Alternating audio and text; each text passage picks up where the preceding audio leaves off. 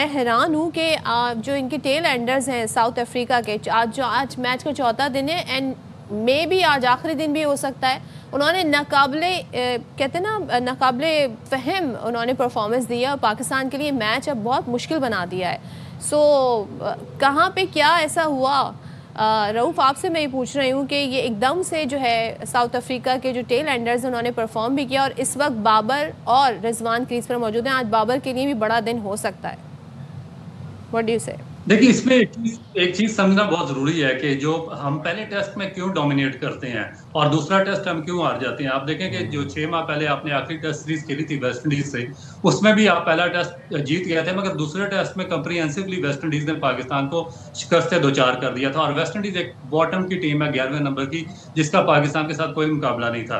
अब south Africa के साथ भी सेम चीज रिपीट हो रही है कि पहला टेस्ट पाकिस्तान ने जीता है, मगर दूसरे टेस्ट में साउथ अफ्रीका ने डोमिनेट किया और पाकिस्तान एक दफा फिर शिकस्त के दाने पे खड़ा है। इसकी बेसिक वजह यह है कि जब पास्ट में फॉरेन टीमें पाकिस्तान में आती थी या एशिया का टूर करती थी, तो उनको 2-3 मैचेस मिलते थे, साइड मैचेस, जहाँ पे वो जो माहौल था, जो एटमॉस्फेयर था, जो पिचेस थी, वहां से वो मुताबिकत इख्तियार कर लेते थे, तो उनको थोड़ा सा एक्सपीरियंस हो जाता था। अब क्योंकि सीधा ये साइड मैचेस होते नहीं है और उनको सीधे ही आके पहले टेस्ट मैच खेलना पड़ता है, तो उसमें पाकिस्तान ने अपने मतलब की पिचेस बनाई होती हैं और वो एक मैच में डोमिनेट कर जाता है। तो अब दूसरे मैच में क्योंकि अब असल टेस्ट शुरू होता है, क्योंकि जो फॉरनर टीमें हैं उनको भी पता चल जाता है कि पिचेस का बिहेवियर क्या है, उनके बॉलर किस तरह की बॉलिंग कर रहे हैं, फिर उनका फिटनेस लेवल हमसे बहुत बेहतर होता है। जो अभी आपने टेल एंडर्स की बात की है कि उन्होंने क्यों स्कोर किया, बेसिक इशू ये है कि जो 5 डे में आपका जो सिर्फ टेक्निक और स्किल्स का टेस्ट नहीं होता, आपकी जो इंड्योरेंस है, आपका जो फिटनेस है, वो भी टेस्ट होता है।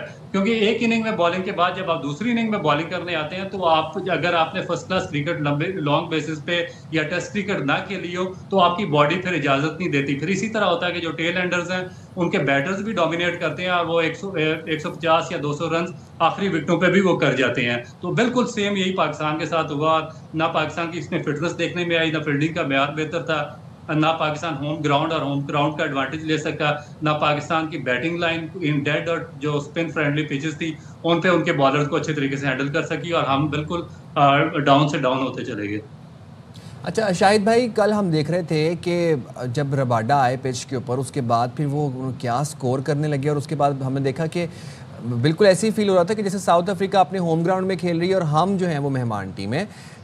अब आज क्या देख रहे हैं आप, किस तरफ पासा पलटते देख रहे हैं? देखिए, कल जो मेरे हिसाब से पाकिस्तान से गलती हुई, वो पाकिस्तान ने जो दूसरी नई गेंद दी वो बड़ी गलती थी। 221 पर जनूबी अफ्रीका के 7 खिलाड़ी आउट हो चुके थे। 5वीं विकेट जो 7वां आउट हुआ वो 5वीं विकेट थी आसिफ आफरीदी की। वहां पे नई गेंद नहीं लेनी चाहिए थी। नई गेंद से 39.4 ओवर में 183 रन बन गए, जो बहुत बड़ा मजबूआ है। यकीनन कुछ सोच के लिए होगी कि जी नई गेंद होगी, टेल एंडर्स हैं, इनको आउट कर लें, लेकिन अगर आपने होमवर्क किया होता तो आपको पता होता कि सेनुरन मुत्तुसामी जो हैं, जिन्होंने 89 रन बनाए, वो ओपन करते थे अपनी टीम की तरफ से।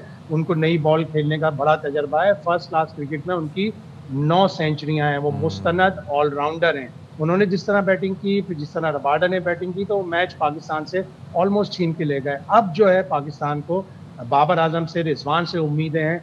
2021 में इसी तरह का टेस्ट मैच पिंडी में रिजवान ने सेंचुरी बनाई और फिर हसन अली ने 5 विकेटें ली। मैच में उन्होंने 10 विकेटें ली और पाकिस्तान वो टेस्ट मैच जीता। तो अच्छी टीमों का ये एक इम्तिहान होता है कि वो मुश्किल हालात में जाकर 71 रन की लीड कंसीड कर भी टेस्ट मैच या तो बचाएं या टेस्ट मैच जीतें। बचाना इसलिए थोड़ा सा मुश्किल है कि अभी 1.5 दिन 2 दिन बाकी हैं पूरे, और जीतना इसलिए ज़्यादा बेहतर होगा कि आप 200 सवा 200 रन की लीड लें और फिर उनको आउट। बिल्कुल, पाकिस्तान जैसी अच्छी टीम का इम्तिहान जब होता है तो उसके साथ साथ उनके फैंस का भी बड़ा इम्तिहान होता है। शाहिद साहब मुझे बताइएगा, एक मौके पर, अब कल तो सिचुएशन ऐसी हो गई थी, हम तो बड़े खुश थे कि जब साउथ अफ्रीका के 7 खिलाड़ी आउट हो गए थे और विकेट स्पिनर को मदद दे रही थी, लेकिन फिर शान मसूद ने नई बॉल ले ली। आपके ख्याल में ये फैसला गलत था या ये फैसला बहुत महंगा साबित हुआ? कैसे देखते हैं इस डिसीजन को? गलत तो साबित होता है जब आप एक दफ़ा आपने डिसीजन ले लिया, आपने सोचा शाहिन शाह अफरीदी को थोड़ी स्विंग मिलेगी, वो यॉर्कर करेंगे, जल्दी आउट कर लेंगे। और पूछा गया सवाल आसिफ अफरीदी से कि नई गेंद लेना कितना नुकसानदेह, तो उन्होंने कहा नहीं, शान मसूद ने बड़े मशवरे के बाद पूछा अपने बॉलर से, तो उन्होंने कहा नहीं स्किड होगी गेंद, हम जल्दी आउट कर लेंगे। तो फैसला उन्होंने अपनी अपनी सोच समझ के मुताबिक लिया होगा, लेकिन वो फैसला बुरी तरह बैकफायर कर गया, इसलिए कि मुत्तु बड़े मुस्तनद बैट्समैन हैं। उन्होंने जिस तरह बैटिंग की और फिर रबादा की भी बल्ले पे ज़बरदस्त बॉल आ रही थी, अगर वही 80-85 ओवर की 90 ओवर की बॉल से कराते, आसिफ अफरीदी कराते, तो पाकिस्तान यकीनन जल्दी आउट कर लेता। लेकिन ज़ाहिर है क्रिकेट है, हो सकता है नई बॉल ना लेते और उसी तरह से जनूबी अफ्रीका बैटिंग कर लेते, लेकिन ओवरऑल अगर आप एनालिसिस करें तो सेकंड न्यू बॉल लेना गलती साबित। अच्छा रऊफ, आपकी तरफ आती हूँ, जरा बता दें आपके ख्याल में क्या आपको आज के दिन लग रहा है, आज के दिन फैसला हो जाएगा और ये मैच साउथ अफ्रीका आपको जीतता नजर आ रहा है, या बाबर और रिजवान कोई कमाल दिखाएंगे? प्लस आसिफ अफरीदी, उनकी 6 विकेटें बड़ी डिस्कस हो रही हैं और बड़ा उनकी एज पे बड़ी तनकीद होती थी, तो आप क्या कहेंगे? कारकर्दगी से जवाब दे दिया उन्होंने। देखिए, दो चीज़ें। जो पहला क्वेश्चन है आपका कि बाबर और रिजवान, क्योंकि टेस्ट क्रिकेट का हुसन यही है कि इसमें जो हर सेशन है वो चेंज होता है, हर सेशन दूसरे से डिफरेंट होता है। एक सेशन में एक टीम डोमिनेट कर रही होती है, दूसरे सेशन में दूसरी टीम डोमिनेट कर रही होती है, और बाज़ दफ़ा इस तरह होता है कि 3 सेशन एक टीम डोमिनेट करती है और लास्ट सेशन में दूसरी टीम टोटल टेस्ट मैच को उल्ट देती है। तो ये तो एक क्रिकेट का हुसन है, मगर उसके लिए आपकी फॉर्म और फिटनेस चाहिए, जो कि पाकिस्तानी प्लेयर्स में अभी तक मुझे नज़र नहीं आई। दूसरा, जहाँ तक आपने बात की है कि इसमें आसिफ अफरीदी की, तो उसमें देखें कि इसमें कोई डाउट नहीं, उन्होंने बहुत अच्छी बॉलिंग की है, जो कंडीशंस थी उनको सूट कर रही थी, बहुत ही उन्होंने आउटस्टैंडिंग किस्म का जो उनका एक्सपीरियंस था उसको उन्होंने शेयर किया। मगर इशू आता है कि जो क्रिटिसाइज होता है उनके पाकिस्तान क्रिकेट बोर्ड के डिसीजंस पर, क्योंकि पाकिस्तान क्रिकेट बोर्ड ने 35 साल से जो ओवर एज प्लेयर्स हैं उनके डोमेस्टिक क्रिकेट खेलने पर पाबंदी लगा रखी है, और खुद आप 40 साल की एज में डेब्यू करवाते हैं, तो फिर जब इसमें कॉन्फ्लिक्ट ऑफ इंटरेस्ट आता है तो उस पर फिर क्रिटिसाइज करना लोगों का हक बन जाता है। तो वो इसमें मेरा ख्याल है कि पाकिस्तान क्रिकेट बोर्ड को भी अपने जो सर्टेन स्टैंडर्ड्स हैं उनको बेहतर करना पड़ेगा। राउफ भाई, आसिफ अफरीदी का टीम में इंक्लूजन आपको लगता है कि एक शॉर्ट टर्म फैसला था या फिर ये एक लॉन्ग टर्म फैसला कहा जा सकता है? या क्योंकि देखिए वो होम सीरीज़ में अच्छा खेलते रहे, तो चाहे वो अगर जब रिटायर भी हों तो एक अपने आप को टेस्ट क्रिकेटर कहला सकें, ये फैसला इससे पहले क्यों नहीं किया गया, आज से 4-5 साल पहले क्यों नहीं किया गया, या सिर्फ उनको इस मैच के लिए ही लाया गया टीम में?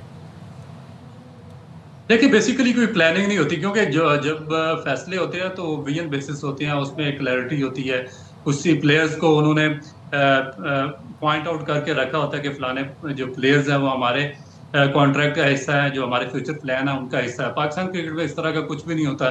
यहाँ पे ना कोई फ्यूचर प्लान है, ना कोई इनकी प्लानिंग है, ना कोई विजन होता है। आप सेंट्रल कॉन्ट्रैक्ट अनाउंस करते हैं, उसमें हैवी जो पैसा है वो क्रिकेटर्स को देते हैं, और बाज़ क्रिकेटर्स देखें कि एक फॉर्मेट खेलते हैं, उनको 3 फॉर्मेट के कॉन्ट्रैक्ट दिए होते हैं। बाज़ जो प्लेयर्स हैं वो सेंट्रल कॉन्ट्रैक्ट में शामिल ही नहीं होते, और उनको फ्राम नोवेयर पकड़ कर पाकिस्तान के मुख्तलिफ जो फॉर्मेट्स हैं उनमें डाल दिया जाता है। इसी तरह बाज़ प्लेयर्स ऐसे होते हैं कि अनफिट होते हैं, वो 6-6 माह क्रिकेट ही नहीं खेलते, और वो भी सेंट्रल कॉन्ट्रैक्ट में शामिल होते हैं। तो ये चीज़ें एक शो करती हैं कि जो हमारा जो सिलेक्शन क्राइटेरिया है, जो हमारा विजन है, वो कि प्रॉपर नहीं है, और उसमें बहुत ज़्यादा इनकंसिस्टेंसी या उस पर क्लैरिटी का बहुत सख्त फुकदान है। शाहिद भाई, आप क्या कहते हैं, आसिफ अफरीदी को ये मैच खिलाना क्या सिर्फ यही मकसूद था कि यही वाला टेस्ट मैच वो खेल लें, क्योंकि वो डोमेस्टिक के प्लेयर थे, अच्छे प्लेयर थे, उनको पिचेस की हाव ना होती? बहुत हमारे यहाँ प्लेयर स्पॉट करने का, प्लेयर डेवलपमेंट का कोई सिस्टम ही नहीं है, और इसके लिए आपको एक फॉर्मर क्रिकेटर अच्छा लेके आना पड़ेगा जो 200-250 क्रिकेटर्स का डाटा अपने पास रखे।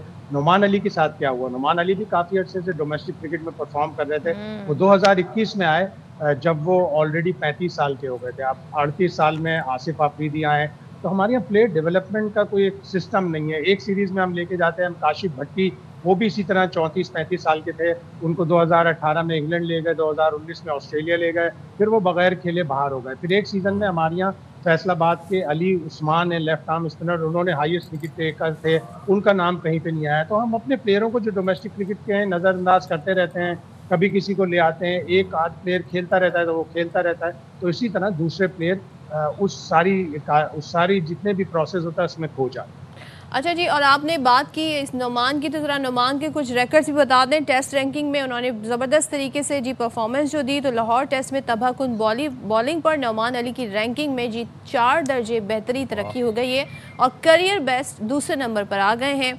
और स्टार स्पिनर ने जनूबी अफ्रीका के खिलाफ पहले टेस्ट में 10 शिकार किए थे। सो अब नुमान के लिए क्या कहना चाहेंगे शाहिद भाई, और आज की ज़रा सिचुएशन जो इस वक्त बनी हुई है, आपको क्या लगता है मैच किस तरफ जा सकता है, जो कि हमें नज़र भी आ रहा है कहाँ जा रहा है? नुमान बहुत अच्छा बॉलर है और बहुत अच्छा इंसान भी है, बहुत हैप्पी गो लकी आदमी है। डोमेस्टिक क्रिकेट में परफॉर्म करता रहा, फिर जाहिर है 2021 में वो जनूबी अफ्रीका के खिलाफ डेब्यू किया।